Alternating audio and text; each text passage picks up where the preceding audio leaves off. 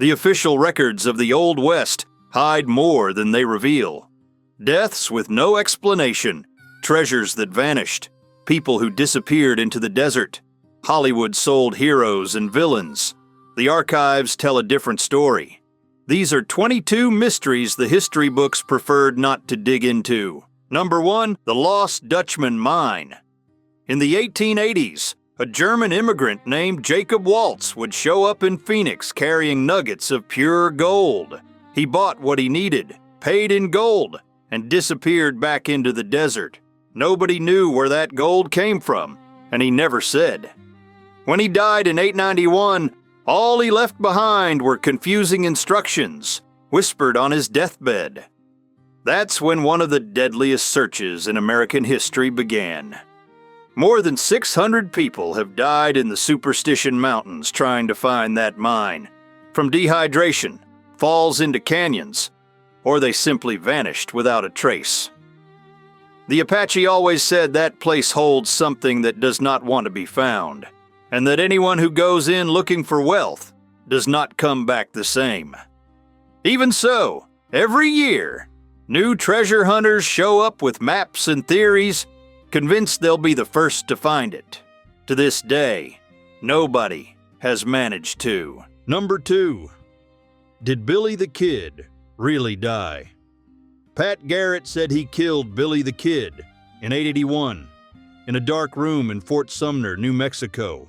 The problem is that no autopsy was done. The burial happened too fast, and the witnesses gave different versions of what happened that night.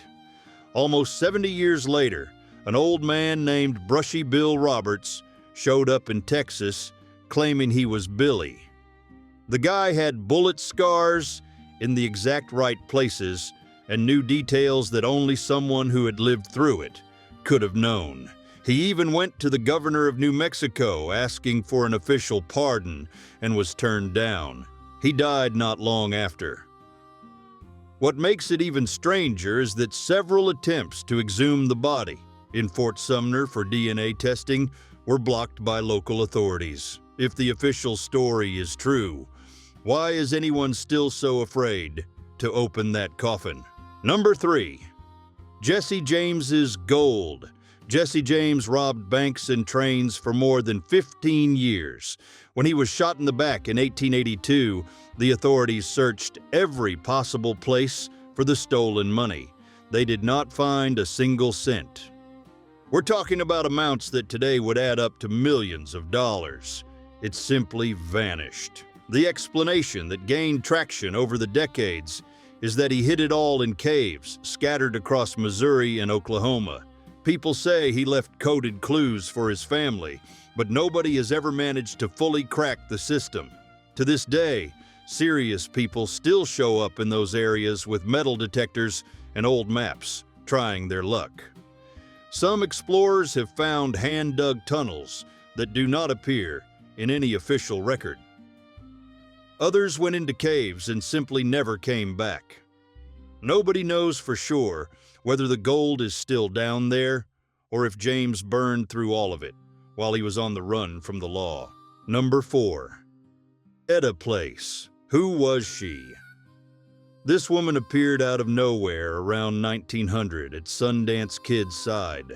She traveled with him and Butch Cassidy to South America, took part in bank robberies in Argentina, and lived as a fugitive for years.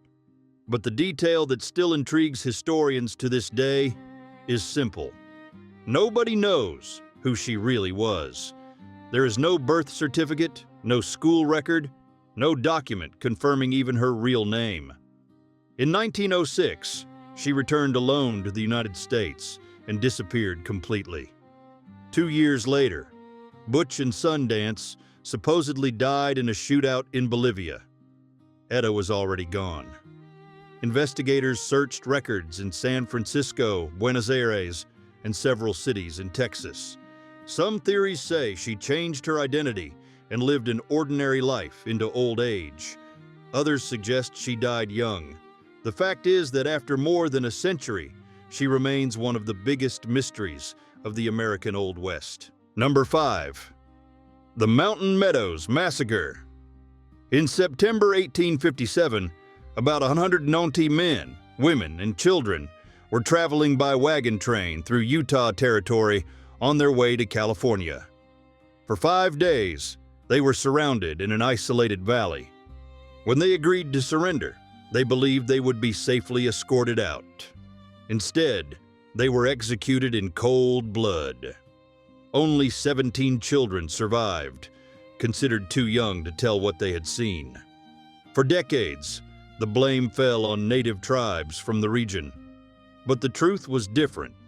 The attack was planned and carried out by Mormon militiamen, some of them disguised as indigenous people.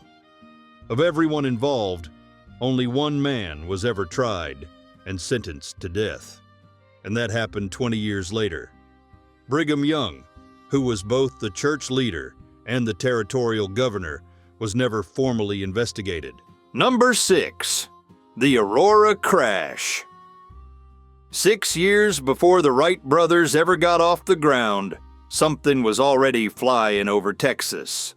In April '87, people in Aurora saw an object cross the sky and crash into the windmill on Judge Proctor's property. In the middle of the wreckage, made of a metal nobody could identify, they found a small body with features that did not look human. The community decided to bury that being in the local cemetery, in an unmarked grave. The Dallas Morning News reported on the case at the time, and the story was forgotten for decades. In the 1970s, researchers asked for permission to exhume the body and analyze the remains. The town said no. In 1973, someone removed the gravestone from the grave under mysterious circumstances during the night. Tests done on the wreckage metal pointed to an alloy that did not match anything manufactured in that period. To this day, no authority has explained what fell that morning in the Texas countryside. Number 7. Adams's Canyon.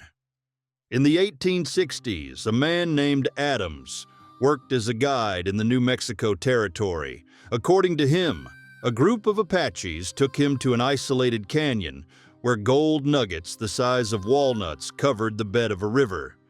Adams memorized every detail of the route, left the place, and went to recruit men to return. But when he tried to retrace the path, the canyon had simply vanished. Since then, more than 100 expeditions have been organized to find that place. Experienced treasure hunters went into the desert and never came back. Others swore they saw the canyon shining in the distance, but when they got closer, there was nothing there. The strange part is that geologists confirm that region of New Mexico really does have gold deposits.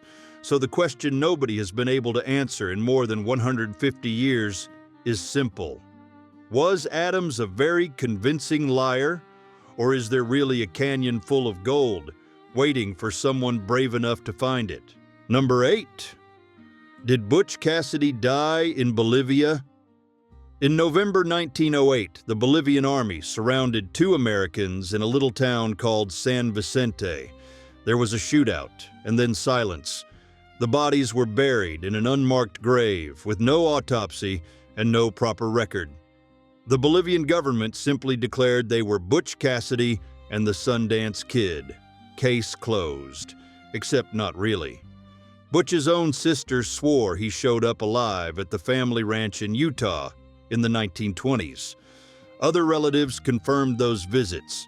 In 1991, researchers went to Bolivia and exhumed the remains from that grave. The DNA test did not match anyone from the Cassidy family, so who was buried there?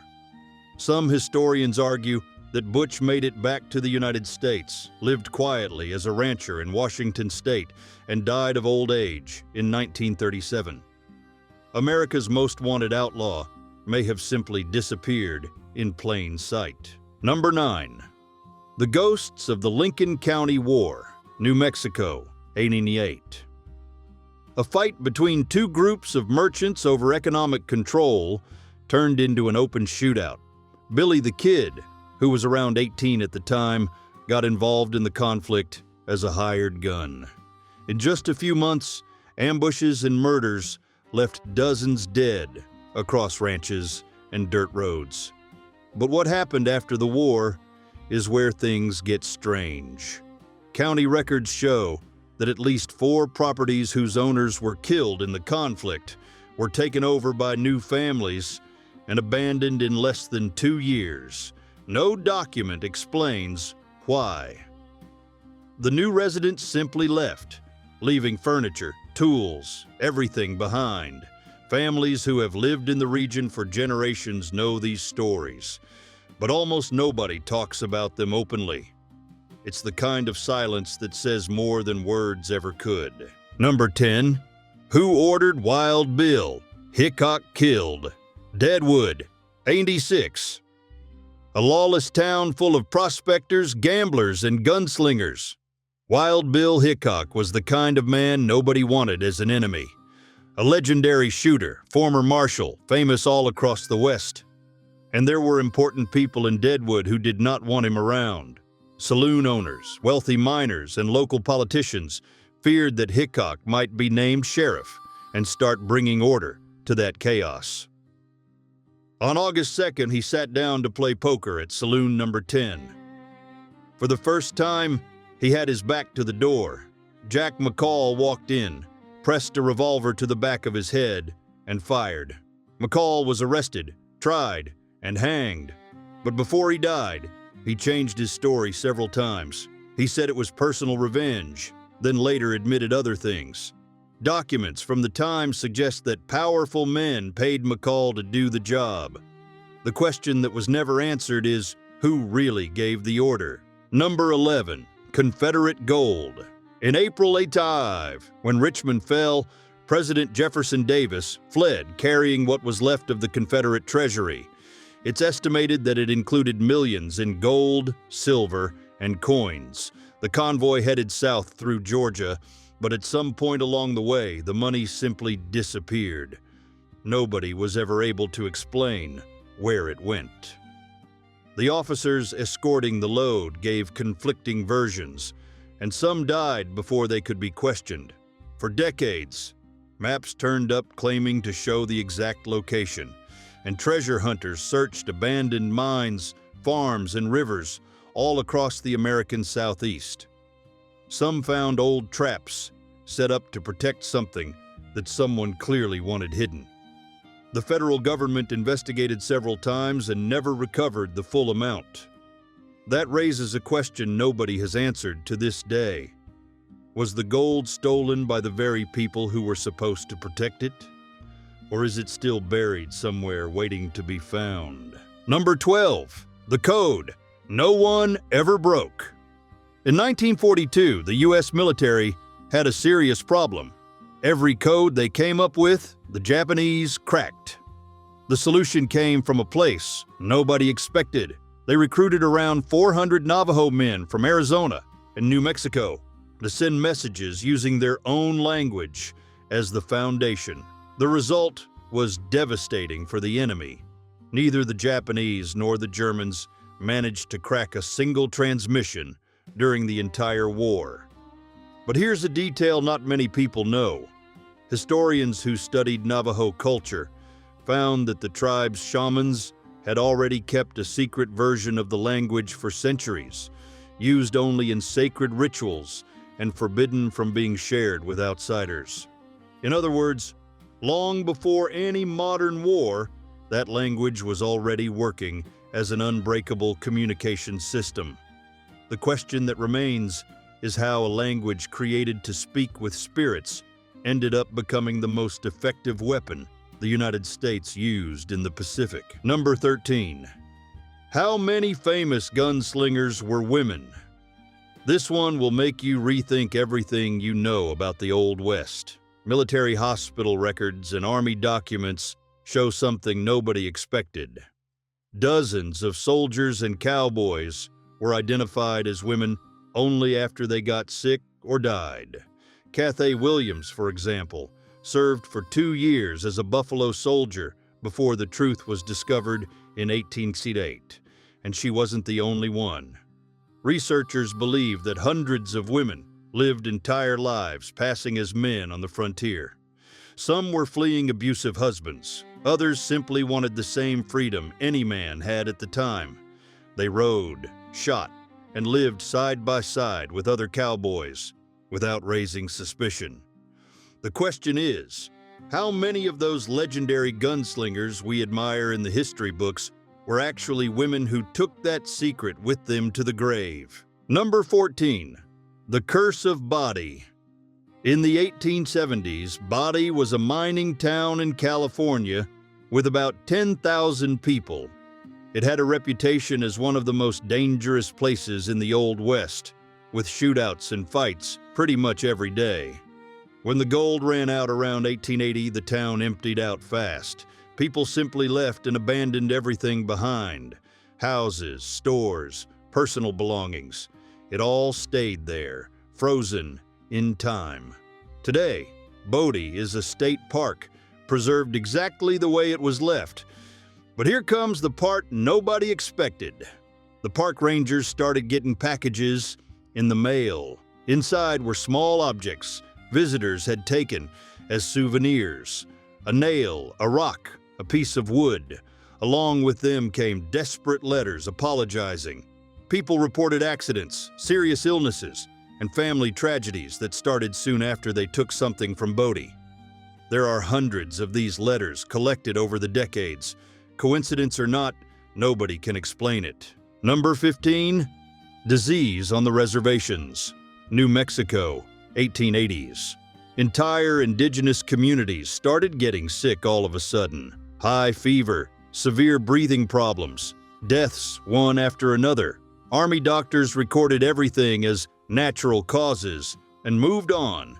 But military documents from the time mentioned training exercises carried out very close to those reservations. Researchers later found records of chemical substances sent to forts in the region with no documented final destination. And here comes the detail that ties it all together. The land where those exercises took place was rich in mineral deposits the federal government wanted to exploit. The dead were never truly investigated. The survivors were removed to other areas. And the original reports? They disappeared from the archives decades later. Coincidence is not a word that fits here. Number 16, Alfred Packer. Survival or Murder, Colorado, 84. 6 men set out together on a winter expedition through the mountains. 2 months later, only one came back. Alfred Packer showed up walking calmly, well-fed, and with his companion's money in his pocket. The story he told was that the snow trapped the group and he had to eat the others so he wouldn't starve to death. Up to that point, cases like that had already happened in the Old West. But when they found the 5 bodies, everything changed completely. All of them had knife wounds to the skull. None of them had died from cold or hunger. Someone killed those men. Packer changed his version of the story several times, which only made things worse for him. At the trial, the judge was so outraged that he delivered a line that went down in American history. The question nobody has really answered to this day is simple. Was it real desperation or a cold-blooded plan from the start? Number 17. Who killed Pat Garrett? Pat Garrett became famous for killing Billy the Kid in 881.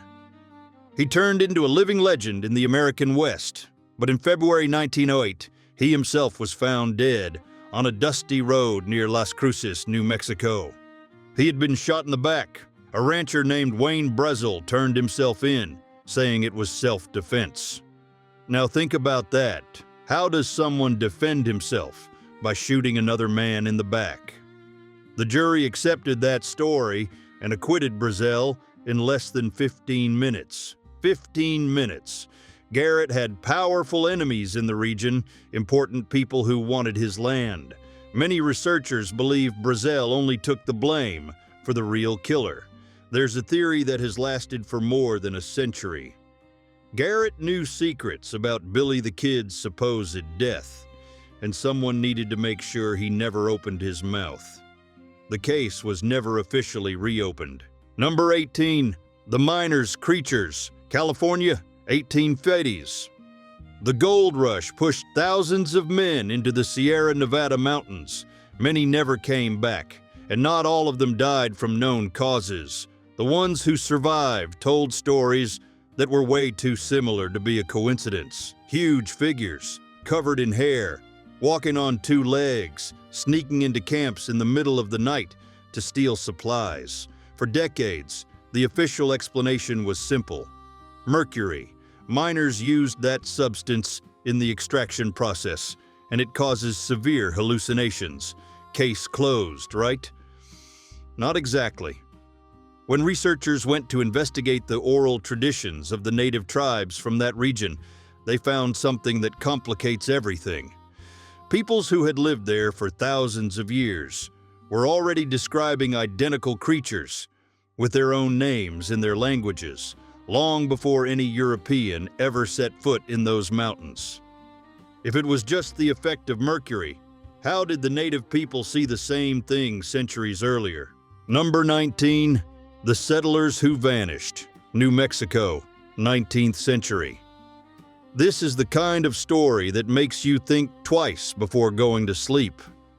During the westward expansion, entire groups of settlers disappeared into the desert without leaving a trace. Whole families, wagons, horses, supplies, everything vanished, as if it had never existed. Search parties found abandoned camps with campfires still warm, but not a single living soul. No bodies, no signs of attack, no tracks showing they had fled. What's most disturbing is that in some of those areas, strange markings were found carved into rocks, something that looked like symbols seen in other historical disappearances across the continent. The Army sent patrols. Experienced trackers tried to follow the trail. Nothing. The desert simply swallowed those people. To this day, researchers still debate what may have happened, but nobody has come up with an answer that really makes sense. Number 20. The Lights of Tombstone, Tombstone, Arizona, 1880s. The most dangerous town in the Old West lived under constant shootouts and territorial disputes. But there was something there that even the toughest gunslingers couldn't explain. People started reporting lights in the desert sky that behaved in ways nobody understood. They weren't shooting stars. They weren't fireworks. These objects changed direction in midair, stayed still for a while, and then simply vanished. Local newspapers at the time published these reports more than once, different people on different nights, describing the same thing. Some skeptics say the stress of living in a violent town made people see things. Maybe. But when dozens of witnesses who didn't know each other tell the same story, it gets hard to ignore. The records are still there, in the archives, and to this day, nobody has given a definitive answer about what those lights were. Number 21. Belle Starr. In February 1889, Belle Starr was riding alone down a dirt road in Oklahoma when she was shot in the back. She fell off her horse and even tried to get back up, but she was hit by a second shot. She died right there at the age of 40. The investigation pointed to two main suspects. The first was her own son, Ed Reed, whom she had had a serious fight with just a few days earlier. The second was a neighbor named Edgar Watson, who was already wanted in Florida for another murder. Even with those leads, no one was ever formally charged. What made the case even darker were the rumors that spread through the area. People close to her said Belle was pregnant at the time and that the father was Ed himself. That was never confirmed, but it was never denied either. The case was closed without a solution, and to this day, nobody knows who pulled the trigger on that road.